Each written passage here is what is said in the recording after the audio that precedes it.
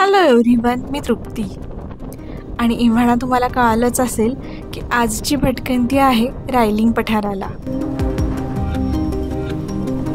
रायलिंग पठार ही सह्याद्रीतील अशी जागा आहे जिथून तुम्हाला दिसतं स्वराज्यातील कारागृह लिंगाणा आणि स्वराज्याची राजधानी रायगड. आता पुण्यावरून निघलो आहे आणि आज करणार आहे बाईक राईड, त्यामुळे खूप मजा येणार आहे. त्यामुळे हा व्लॉग शेवटपर्यंत बघा. रायलिंग पठार हे पुणे जिल्ह्यातील वेल्हे तालुक्यात येतं. पुण्यावरून याचं अंतर 75 किलोमीटर आहे आणि 2.5 ते 3 तास लागतात पोहोचायला. आता आम्ही जाताना पुण्यातून पाबे घाटातून जात आहे. ह्या घाट रस्त्यावर भरपूर झाडं आहेत, पण रस्ता असा हा बऱ्यापैकी खराब आहे. पाबे घाटातून पुढे जसं वेल्ह्याकडे जात राहतो ना, तसा मागे सिंहगड तुम्हाला दिसत राहतो.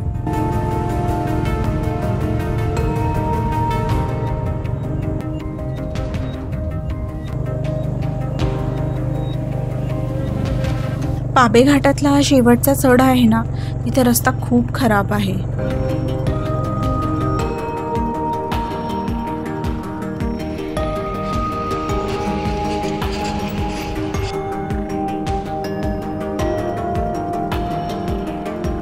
पाबे घाटातला हा शेवटचा चढ चढून गेलो ना की तिथे एक व्ह्यू पॉईंट आहे. तिथून राजगड आणि तोरणा दिसतो. पण आता नोव्हेंबर महिना चालू आहे आणि फॉग पडला आहे, त्यामुळे हे दोन्ही किल्ले डोळ्यांना दिसत आहेत, पण कॅमेऱ्यातून ते अजिबात दिसत नाही आहेत. त्यामुळे आता इथे थोडा थांबलो आम्ही आणि आता निघतो पुढच्या प्रवासाला.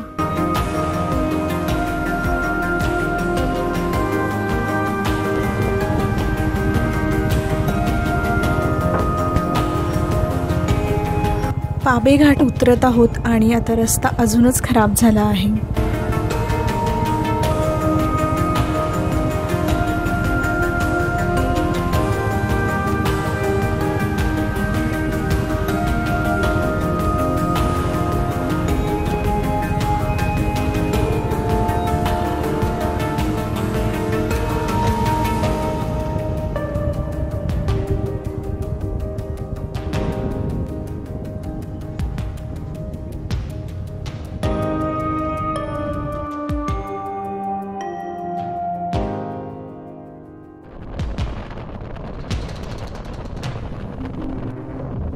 आता वेल्हे गावात आलो आहे आणि तोरणा अजूनच जवळून छान असा मोठा दिसत आहे. आता इथून पुढचा जो रस्ता आहे हा या तोरणा गडाच्या साईडनीच जातो.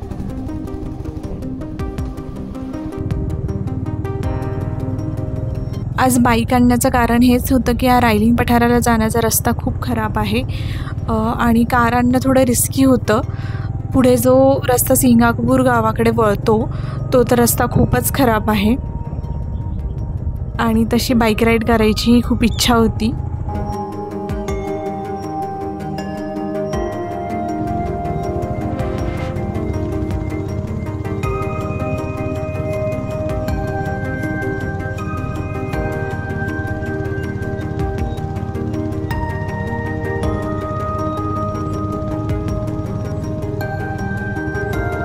खूप दिवसांपासून वनभोजन करण्याची इच्छा होती, त्यामुळे आज येताना आम्ही सोबत डबा घेऊन आलो आहे. आता इथे रस्त्याच्या कडेने बघत आहे कुठे छान झाड दिसलं तर तिथे खाली बसून खाऊ, पण असं मोकळी जागा आणि झाड काही दिसत नाही आहे.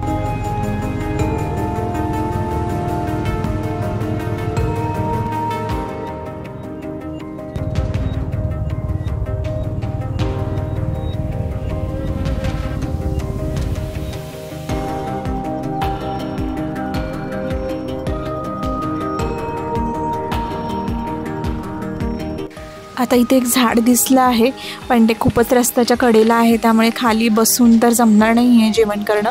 पण आता बाईक लावून बाईकवरच डबे ठेवून खाणं सुरू करणार आहोत. तर डब्यात आणलं आहे बटाट्याची भाजी आणि शेंगदाण्याची चटणी आणि पोळी.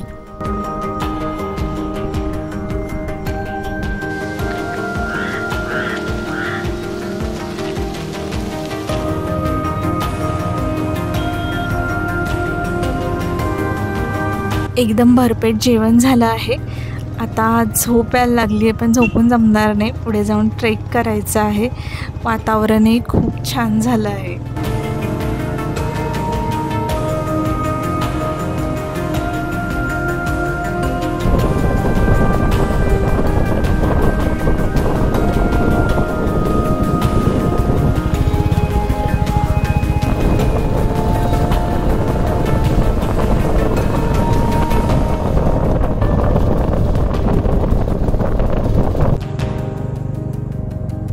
आता सिंगापूरचा रोड सुरू झाला आहे. रोड छोटा झाला आहे, पण रोडच्या दोन्ही साईडला इतकं छान वाळलेलं गवत आहे ना.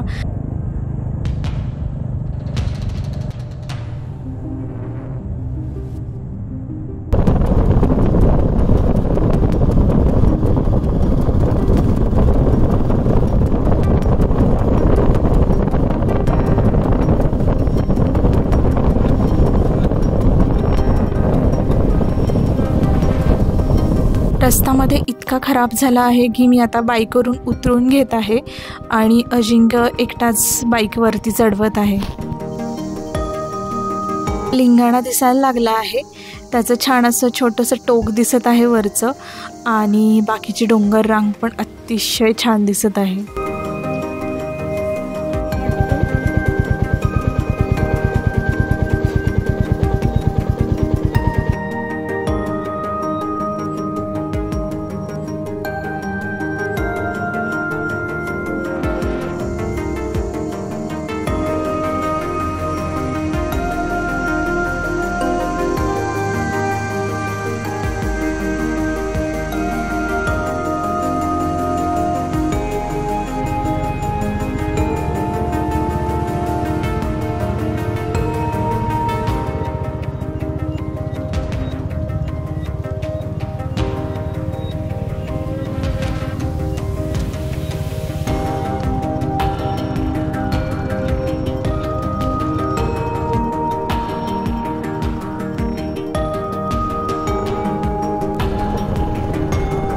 आता इथे मोहरी गावाजवळ बाईक लावून पुढे आम्ही ट्रेक करून जाणार आहोत.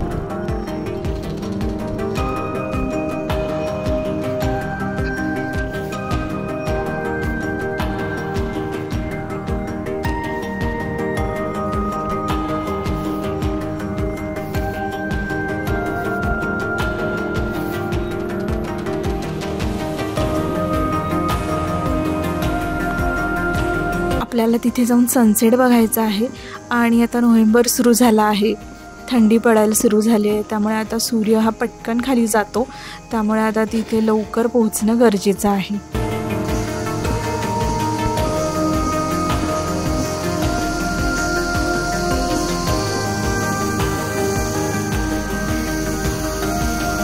खूपच छान आहे हा ट्रेक रूट. रस्त्यावर अशी झाडं आहेत, त्यामुळे चालायला खूपच छान वाटत आहे.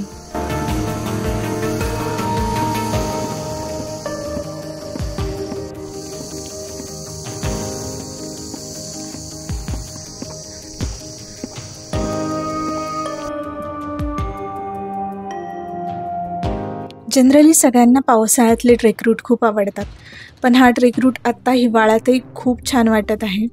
हे पावसाळ्यात वाढलेलं जे गवत आहे ते वाळलं आहे आणि छान असं पिवळं पडलं आहे, आणि त्यावर आता ऊन पडलं आहे तर ते छान चमकत आहे.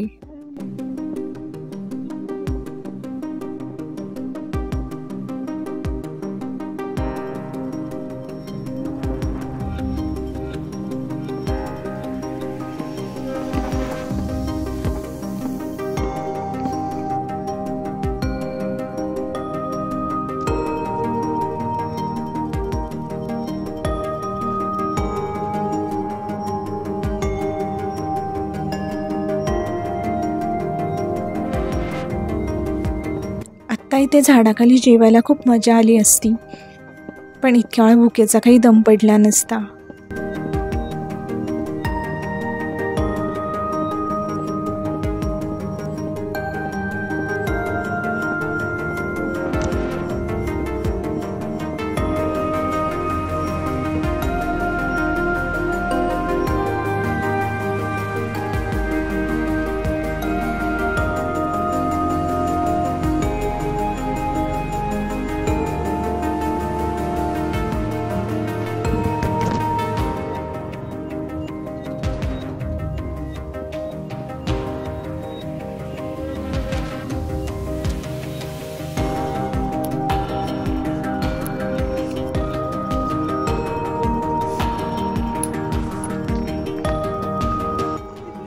जाताना अगदी छान रोड आहे, बऱ्याच ठिकाणी तर सपाटच आहे चालायला आणि बऱ्याच ठिकाणी उतार आहे.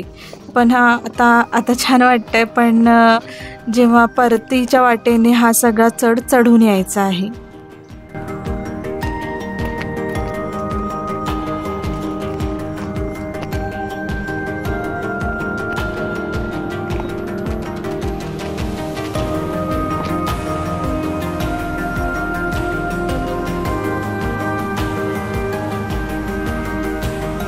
हा ट्रेक रूट आहे ना, बऱ्यापैकी असा जंगलातूनच जातो.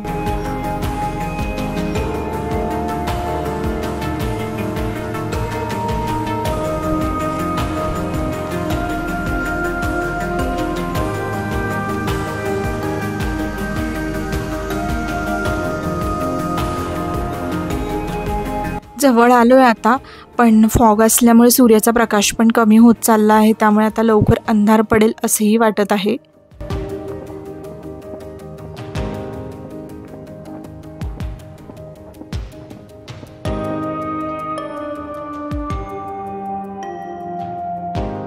मोहरी गावापर्यंत येण्याचा शेवटचा रस्ता हा खूपच खराब होता, पण आत्ता इथे ट्रेक करायला खूप मजा येत आहे. हा ट्रेक रूट आहे ना, छान असा वाढलेल्या गवतांच्या मधून जात आहे.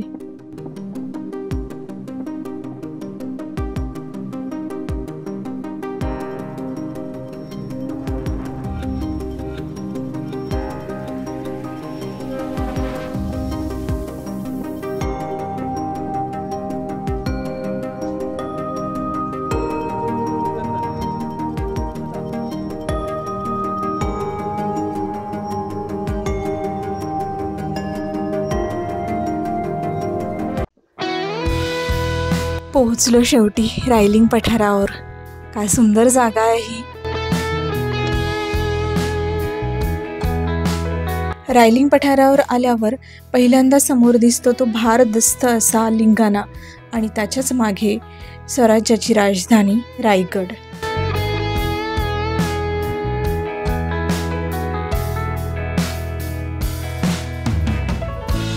आम्ही गेलो तेव्हा लिंगाणावर हायकिंग चालू होतं.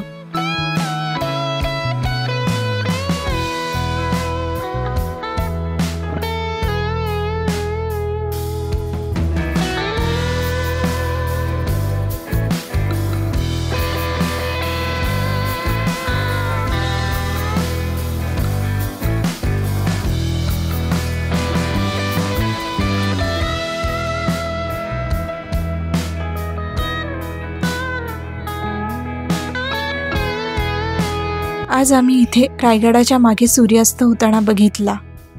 बघतच राहावं असं दृश्य होतं ते.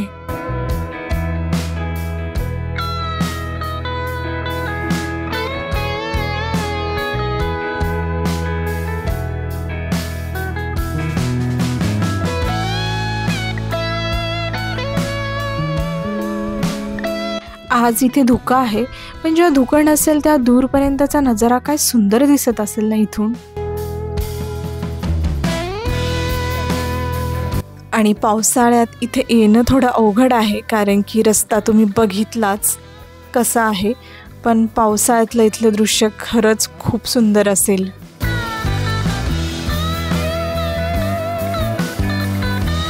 सह्याद्रीतील ही जागा मला प्रचंड आवडली. इथेच बसून राहावं वाटत होतं, पण सूर्यास्त झाला होता आणि अंधारही पडू लागलेला, त्यामुळे इथून निघणं भाग होतं लवकर, कारण की आम्ही दोघंच होतो आणि आमच्यासोबत आज कोणी गाईड नव्हता.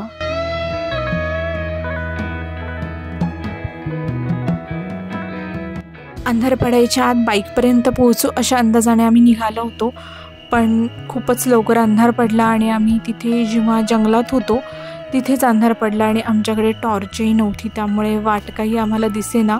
वाट माहीत होती पण अंधार असल्यामुळे ती काही नीट दिसेना, त्यामुळे आम्ही रिस्क घेतली नाही आणि पुन्हा मागे फिरलो आणि जो मागून ट्रेकिंग ग्रुप येत होता त्यांच्यासोबत जॉईन झालो आणि मग पुढचा प्रवास आम्ही त्यांच्यासोबत केला. अंधार पडल्यामुळे हा ट्रेक एकंदरीत आमचा खूप थ्रिलिंग झाला आणि ती रात्र पौर्णिमेची दुसऱ्या दिवशीची रात्र होती, त्यामुळे चंद्राचं दर्शनही छान झालं. हा व्हिडिओ तुम्हाला कसा वाटला हे कॉमेंट करून मला नक्की सांगा. लाईक करा, सबस्क्राईब करा, तुमच्या प्रियजनांसोबत शेअर करा. Thank you for watching. बाय.